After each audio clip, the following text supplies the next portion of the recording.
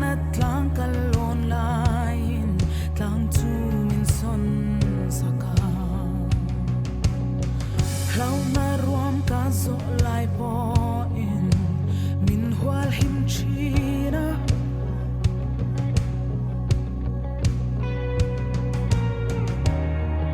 eng ma reng ka lau long ka kia nga i si ka be se lang ka thei na song len ka ban phar tung se lin lal pa in to na ita ani ka lau na song i ma ada in ka sai se fo vang lal pa in to na ita ani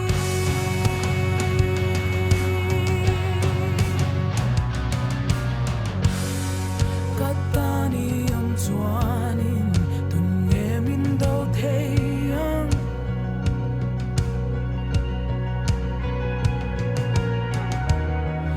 isu itan chuanin theilo a theilo moi na reng nei lo mei fa pa moi na im mu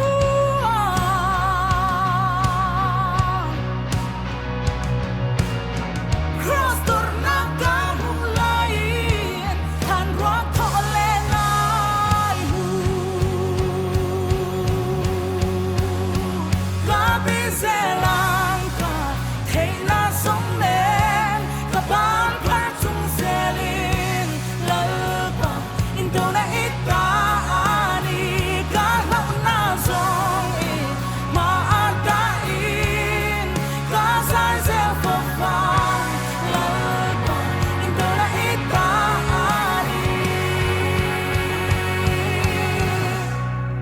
ku bin san te thelo kan ma shwai tu chu